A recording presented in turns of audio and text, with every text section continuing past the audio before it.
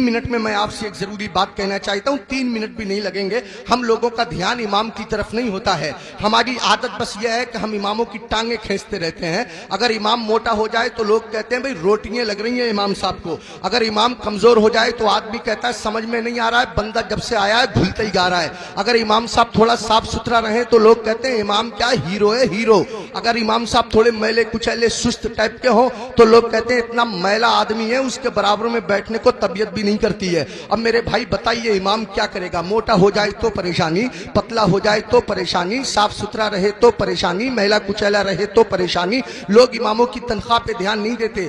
امام جتنا آپ کا خیال رکھتا ہے آپ کی بیوی بھی اتنا آپ کا خیال نہیں رکھ سکتی۔ رات کے 12 بجے آپ مسجد کے امام کو اٹھائیے گا، حضرت بچہ رو رہا ہے دم کر دیجئے۔ کبھی امام صاحب کھسیاتے نہیں، ناراض نہیں ہوتے۔ امام صاحب دروازہ کھولتے ہیں، سردی میں وضو کرتے، آپ کے بچے پہ دم کرتے ہیں۔ اب رات کے 12 بجے ذرا بیوی کو اٹھائیے گا، سر پکڑ کے کہے گی میرے تو نصیب ہی پھوٹ گئے، جب سے اس گھر میں آئی ہوں نہ دن میں آرام ہے نہ رات کو نیند ہے۔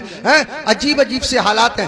آپ غور کیجئے، ایک گھر کا خرچہ کم سے کم معمولی 15,000 سے 20-25,000 کے درمیان ہوتا ہے مہینے کا خرچہ۔ اس مہنگائی کے دور میں معمولی درمیانی خرچہ، اور اگر اس سے زیادہ آپ کریں گے تو اس کی کوئی حد نہیں ہے۔ کبھی آپ نے دھیان فرمایا، کبھی آپ نے توجہ دی، یہ 3,000 کی تنخواہ ہمارے امام صاحب کی، یہ 4,000 کی تنخواہ ہمارے امام صاحب کی، یہ 5,000 کی تنخواہ ہمارے امام صاحب کی، بہت زیادہ بڑے شہروں میں 10,000 کی تنخواہ ہمارے امام صاحب کی۔ آپ نے توجہ فرمائی، دھیان دیا کہ امام کا گزارا کیسے ہوتا ہوگا، اس کے بچوں کی دوائیں کہاں سے آتی ہوں گی، اس کے گھر کے اخراجات کہاں سے پورے ہوتے ہوں گے۔ جو آدمی 15-20 ہزار روپیہ مہینہ کماتا ہے، اگر کوئی بڑا کام آ جائے تو اس کو بھی قرضہ لینے کی ضرورت پڑ جاتی ہے۔ تو مجھے بتائیے کہ پھر یہ امام جو 4,000-5,000 میں مہینہ بھر 24 گھنٹے کی ڈیوٹی دیتا ہے، اس امام کا گزارا کیسے ہو رہا ہوگا؟ آپ ذرا سوچئے، اس پہ دھیان دیجئے، توجہ فرمائیے۔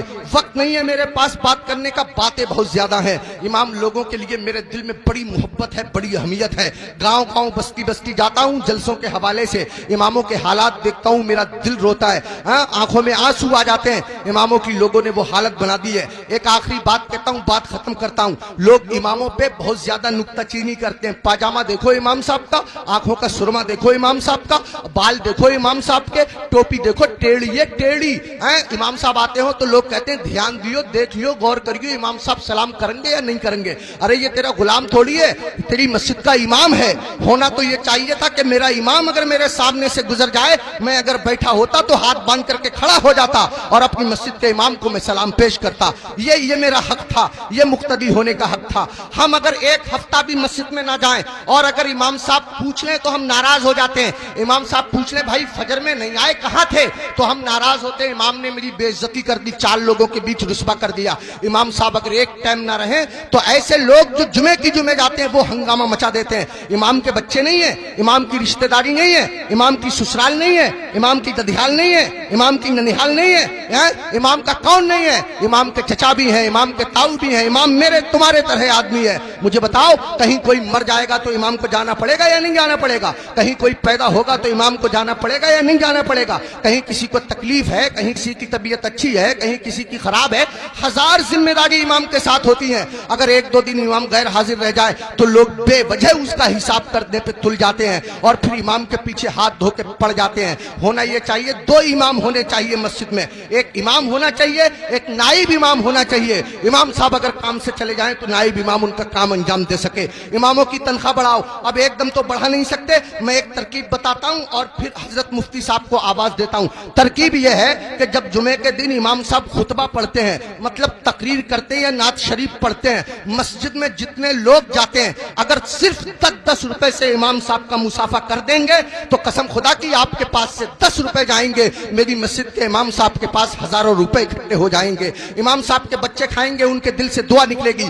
دیکھو اگر اماموں کی تنخواہ کم ہوتی ہے تو نمازیں خراب ہوتی ہیں۔ آپ کہیں گے کیسے؟ میں بتاتا ہوں آپ کو۔ امام صاحب کی تنخواہ 4,000، بیوی کی دوا چل رہی ہے 3,000 روپیہ مہینہ کی، 100 روپیہ روز اس کی بیوی کی دوا چلتی ہے۔ اب کتنے روپے بچے اس کے پاس؟ 1,000۔ اس میں گیس سلنڈر بھی ہے، اس میں تیل بھی ہے، اس میں نمک مرچ بھی ہے، اس میں دال چینی پتی بھی ہے، سب دنیا بھر کے خرچے۔ آپ غور کیجئے، اب امام صاحب مسجد کے مصلی پہ کھڑے ہیں نیت باندھے ہوئے نماز کی، اب پڑھ رہے ہیں سبحانک اللہم و بحمدک و تبارک اسمک و تعالی جدک ولا الہ غیرک۔ اب पढ़वाना जब खत्म हुआ तो इमाम साहब मन मन में सोच रहे हैं यार कोई मर भी तो नहीं रहा है, 40वां हो जाता, कुछ रुपए मिलते, खर्चा चल जाता, यार किसी की शादी भी तो नहीं हो रही है, निकाह पढ़ाने के लिए मिल जाता। इमाम साहब खड़े हैं मुसल्ले पे, सोच रहे हैं, पढ़ रहे हैं 40वां, खड़े हैं मुसल्ले पे, पढ़ा रहे हैं निकाह। कसम खुदा की अगर तुम लोगों ने अपने इमाम की तनख्वाहें माकूल रखी होती तो तुम्हारा इमाम जहां होता इमाम की नीयत भी वही होती, तुम्हारा इमाम जहां होता इमाम का दिल भी वही होता,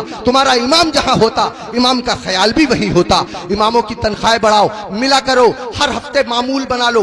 जब तुम कमाते हो, हजारों कमाते हो, मामूल बना लो कि हर महीने मैं इमाम साहब को गौसे आजम की तरफ से 11 रुपए दूंगा या 1100 रुपए दूंगा या 500 रुपए दूंगा। महीने में तुमको तनख्वाह मिले 10,000, महीने में तुमको तनख्वाह मिले 15,000, 8,000, 8,000 में से 100 रुपए चुपके से जाओ इमाम साहब से मुसाफा करके आ जाओ। अगर बस्ती में 100 घर हैं, सबके सब 100-100 रुपए से मुसाफा करेंगे, हिसाब जोड़ आप लेना रुपए कितने हो जाएंगे, इमाम साहब का काम हो जाएगा। मैं कहना ये चाहता हूँ, इतना बड़ा इमाम, कभी तुमने सोचा तुम लोग अपने बिस्तर पे सोते रहते हो फजर की नमाज के वक्त, तुम्हारा इमाम तुम्हारी बस्ती की मस्जिद के मुसल्ले पे बैठ के तुम्हारे लिए दुआ कर रहा होता है, या अल्लाह मेरी बस्ती पे करम फरमा, या अल्लाह इस बस्ती पे रहम फरमा, लोगों के कारोबार में बरकत अता फरमा, इज्जत की हिफाजत फरमा, दौलत की हिफाजत फरमा, आबरू की हिफाजत फरमा। और तुम उसी इमाम के पीछे पड़े रहते हो जो तुम्हारे लिए दुआएं करता रहता है। एक आदमी पड़ा रहता था बहुत इमाम के पीछे, एक दिन पकड़ लिया इमाम साहब ने, अबे फजर की नमाज पढ़ी है? बोला बिल्कुल पढ़ी है। इमाम साहब बोले कै रकअतें पढ़ी है? बोला 10।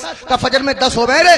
कह रहा चलो 15 मान लो। इमाम साहब बोले 15 होती फजर में? कह रहा चलो 20 मान लो। इमाम साहब बोले पिट जाएगा, दिमाग खराब मत कर, मुंह लटकाया हुआ घर गया। बीवी बोली कैसे मुंह लटकाए फिर रहे हो? कहने लगा रे इमाम साहब ने पकड़ लिया, बोले फजर पढ़ी है? मैंने पढ़ी है। उन्होंने रकअतें पूछ ली, मैंने 10 बताई, 15 बताई, 20 बताई, 25 तक पहुंच गया, मगर इतना है कड़े इमाम है वो भी माने ही नहीं है। तो बीबी कह रही है तुम भी तो पागलों जैसी बातें करो, 4 बता देते 4। तो कह रहा तू तो सच में ही पिटवाने वाले काम कर रही है। जो इमाम जिद्दी इमाम 25 में ना माना वो 4 में कैसे मान जाएगा? 25 में माना नहीं, 4 में मान जाएगा। पिटवाने वाले काम कर रही है। इमामों के करीब आओ, इमामों का ख्याल रखो। जब खाना खाने बैठा करो इमाम को फोन कर लिया करो, हजरत खाना खाया नहीं खाया, आया नहीं आया, अगर आया तो क्या आया। अगर तुम्हारे घर कोई अच्छी चीज बना करे इमाम को पहुंचा दिया करो, इमाम का ख्याल रखा करो। बाल काटने की दुकान है, इमाम से बाल तरशवाने के पैसे मत लिया करो। कपड़े सिलने की दुकान है, इमाम के कपड़े फ्री सिल दिया करो। पूरी बस्ती का एक इमाम है, क्या नहीं हो सकता? मुश्किल काम नहीं है, मुश्किल काम नहीं है। एक इमाम के साथ अगर ये रियायत की जाए, कोशिश करो अपनी मस्जिद के इमामों को हज कराओ, उम्रे के लिए भेजो, सब मिलकर के कोशिश करो तो कोई कर रहा काम नहीं है। मैंने बहुत कीमती वक्त ले लिया, आपसे भी मैं माफी चाहता हूं और मुफ्ती साहब से भी मैं माफी चाहता हूं। मिंबर शरीफ पे बैठे हुए तमाम लोगों से मैं माफी चाहता हूं। मेरे दिल की तमन्ना थी, मेरी आरजू थी, इमामों के बड़े बुरे हालात लोगों ने बना दिए। यही वजह है हमारे 50% मौलवियों ने अपना कारोबार शुरू कर दिया, इमामतें छोड़ दी और इमामों के साथ ऐसे ही रवैया रहा तो कसम खुदा की तुम लोगों के बच्चों को अल्लाह और रसूल का नाम सिखाने वाले लोग मिलना मुश्किल हो जाएंगे। ऐसी हालतें पैदा हो जाएंगी। इमामों की कदर करो, इन लोगों से दीन जिंदा है, इन लोगों से इस्लाम जिंदा है, इन लोगों से हमारा मजहब जिंदा है। शायरों के कदमों पे 1-1 हजार, 2-2 हजार, 20-20 हजार। हमारी जमात में ऐसे ऐसे शायर भी हैं जो 2-2 नाते पढ़ने के 1-1 लाख लेते हैं। तकरीर करने वाले लोग ऐसे भी हैं जो 2.5-2.5 लाख लेते हैं। उनको एयर कंडीशन रूम चाहिए, किसी आम आदमी के मकान में ठहरेंगे नहीं, 5 स्टार होटल उनको क़ियाम करने के लिए चाहिए। हमारी कौम सब कुछ बर्दाश्त करती है, लेकिन जब निकाह का नंबर आता है और इमाम साहब कह रहे हैं 3,000 लूंगा, तो पूछे कौन सी किताब में लिखा हुआ है 3,000 ही लोग, इससे कम नहीं लोग। और वो 3,000 में से भी 500 रुपए ले लेते हैं मस्जिद के लिए, 1,000 रुपए मस्जिद के लिए। शरीयत का मसला ये है, निकाह पढ़ाने में जितने पैसे मिलते हैं वो सबके सब इमाम निकाह पढ़ाने वाले के होते हैं। अगर जबरन उससे मस्जिद के लिए पैसे लिए जाएंगे तो लेने वाले लोग मैदान महशर में उसका कर्जा देने के लिए तैयार रहे। इमाम के साथ वो ज्यादती जो लोग कर रहे हैं, इमाम के नाम से उगाते हैं। ईद में लोग पैसे 40,000 50,000 इमाम साहब को दे दिए, 7,000 8,000 बाकी बचा लिए। अरे इमाम के नाम से उगाया, इमाम को दो, मस्जिद में और काम है, उसके नाम से कमाओ, उगाओ, इकट्ठे करो और मस्जिद में लगाओ। बहरहाल अल्लाह ताला माफ फरमाए। कोई भी शाखे तमन्ना हरी नहीं होगी, तेरे बगैर बसर जिंदगी नहीं होगी। जो दूसरों को अंधेरे में देखना चाहे उसी के घर में कभी रोशनी नहीं होगी। मैं ये नहीं कहता कि नात पढ़ने वालों को मत दो, मैं ये नहीं कहता कि तकरीर करने वालों को मत दो। अगर इनको देना बंद कर दोगे तो हम लोगों के बच्चे कैसे पलेंगे? मैं कहता हूं इनको भी दो, मगर उनके साथ साथ अपने इमाम का भी ख्याल रखो। ये तो हफ्ते में एक बार मिलेंगे, साल में एक बार जब जलसा होगा, सुबह को आप मेरा फोन लगाइएगा, 2 बजे तक हम फोन बंद करके सो जाएंगे। आपका इमाम तो तीजे में काम आता है, आपका इमाम तो 10वें में काम आता है, आपका इमाम तो 20वें में काम आता है, आपका इमाम तो 40वें में काम आता है, ये छमाई में बरसी में काम आता है। ये वो इमाम है जो तुम्हारे बाप का निकाह पढ़ाता है, तब आदमी जायज तरीके से पैदा होता है। अगर इसने बाप का निकाह ना पढ़ाया होता तो आदमी दुनिया में पैदा होने के बाद किसी को मुंह दिखाने के काबिल ना रहता। आज मैं इज्जत से खड़ा हुआ हूं, ये मेरे मस्जिद के इमाम साहब की बदौलत है, उन्होंने मेरे बाप का निकाह पढ़ा दिया था। आइए हजरात, अब बगैर किसी ताखीर के, आप लोग चाहते हैं कि अगर आपके एतिकाद के बाजू मजीद मजबूत हो जाएं तो इस्तकबाल करें। दिल्ली से तशरीफ लाए खतीब हजरत अल्लामा मुफ्ती मुस्तफा रजा खान साहिब क़िबला महमूदी मंजरी का वो मिंबर शरीफ पे बैठे हुए हैं। बगैर किसी ताखीर के मैं उनको आवाज देता हूं, उनकी तशरीफ आवरी हो रही है। आप जब सुनेंगे, वो अपना जवाब आप हैं, अपनी मिसाल आप हैं, अपना तारुफ आप हैं। आप जब सुनेंगे तो आपकी तबीयत बाग बाग हो जाएगी। मगर गुजारिश इतनी है, दिल्ली से लंबा सफर करके हमारे बीच बंदा पहुंचा है। मैं चाहता हूं कि आप लोग मोहब्बत से उनको सुन लें, थोड़ी देर मोहब्बत से सुन लें, ताकि उनका दिल ना दुखने पाए। जरा मोहब्बत के साथ नारा लगाएं ताकि आपकी आवाज खुले। नारे तकबीर! उठा लो हाथ अगर तकलीफ ना हो।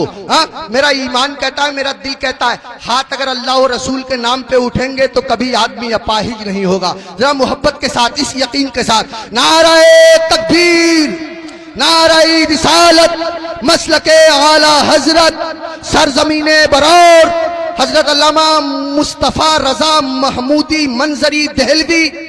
नारे तकबीर, नारे रिसालत, जुनू बदोश फिजाओं को आगही दे दो, इन बुझे से चरागों को रोशनी। करने से पहले मैं आपसे गुजारिश करता हूं कि आप हमारे चैनल पर अगर पहली बार आए हैं तो लाल कलर का बटन दबा करके हमारे चैनल को फ्री में सब्सक्राइब कीजिएगा। सब्सक्राइब करने का कोई भी चार्ज नहीं करता है। साथ में बेल आइकन भी जरूर दबा दीजिएगा ताकि हमारी हर आने वाली वीडियो का नोटिफिकेशन आपको मिलता रहे। अगर